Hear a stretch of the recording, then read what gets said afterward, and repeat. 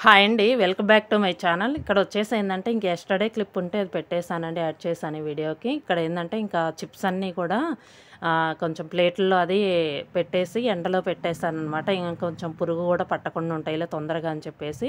గోధుమ రవ్వ గూడా చానాలవుతుందండి తీసుకొని గూడా. ఇంకేందంటే, ఇంక పురుగు పట్టకుండా ఉంటదిలే అని చెప్పేసి ఇది గూడా పెట్టేసాననమాట. మాక్సిమం ఏందంటే, గోధుమ రవ్వకి పట్టదనమాట పురుగు. కానీ ఎందుకైనా మంచిది మనం అప్పుడప్పుడు ఇలా పెట్టుకుంటా ఉంటే ఏందంటే, ఇంక పురుగు పట్టకుండా ఉంటదనమాట. ఇంకా అవి గూడా కలర్స్ కూడా నేను పెట్టేసాననమాట. కలర్స్ చిప్స్ ఉంటాయి గదా! అవి గూడా పెట్టేసాననమాట. ఇవేందంటే కొంచెం బాగా ఎండిన తర్వాత కొంచెం డబ్బాల్లో పోసుకొని పెట్టుకుంటే అవే చానాలుంటాయనమాట. కానీ అప్పుడప్పుడు పెడతా ఉండాలండి. ఈ చిప్స్ వచ్చేసి లేకపోతే సరిగ్గా వేగమనమాట. కొంచెం చిన్న సైజులో వస్తాయనమాట. మామూలుగా అయితే మనం అప్పుడప్పుడు ఇలా పెట్టుకుంటా ఉంటే ఏందంటే, కొంచెం పెద్ద సైజులో వేగుతాయనమాట. ఇక్కడొచ్చేసి ఏందంటే, ఇంకా నేను మార్నింగ్ వచ్చేసి పూరి చేశాను గదా! ఇక్కడ ఇంకా రసం పెట్టుకుందాంలే కొంచెం ఫ్రీగా ఉంటదేనని చెప్పేసి, ఫ్రీగా డైజెషన్ అవుతదని. ఆయిల్ ఫుడ్ గదండీ! కొంచెం తినాలనిపించట్లేదనమాట. ఇంకా కర్రీ చేద్దామన్నా, ఇంకా కర్రీ వద్దులే ఇంక రసం పెట్టేద్దామని చెప్పి చట్నీ ఏయోకటి ఉంటానే ఉంటున్నాయి గదా! కాకరకాయ కారం ఉంది. ఇంకా నూరిన చట్నీలున్నాయి.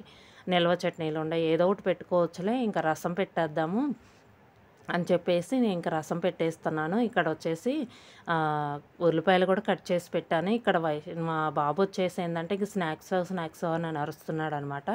అందుకని ఎందుకొచ్చిన గోలలే అని చెప్పి తనకు పెట్టేసి ఇస్తే పనైపోతదని చెప్పేసి ఇంక నేనేందంటే స్నాక్స్ అన్న పెట్టిస్తున్నాననమాట. ఇంక మార్నింగ్ ఎప్పుడో తింటారు కదండీ టిఫినొచ్చేసి. ఇక ఏందంటే ఇంక స్నాక్స్ పెట్టిస్తున్నాననమాట. ఇక్కడొచ్చేసి ఏందంటే చింతపండు కూడా నానేసాను. కొంచెం వేడి నీళ్ళల్లో నానేస్తే అంటే తొందరగా నానిపోతది కదా! అందుకని వేడి నీళ్ళలో నానేసాననమాట. ఇంకా ఇక్కడొచ్చేసి ఇంకా తిరగమాతకు కూడా రెడీ చేస్తున్నాననమాట. ఆయిల్ వేడి చేశాను. ఇక హాలిడే వస్తే కొంచెం లేట్‌గానే లెగుస్తాం గదండీ! ఇంక టిఫిన్‌లు అన్నీ అయ్యేసరికి లేట్ అయిపోతదనమాట. ఇంక వంట గూడా ఏందంటే లేట్ అయిపోయిందనమాట చేయటం.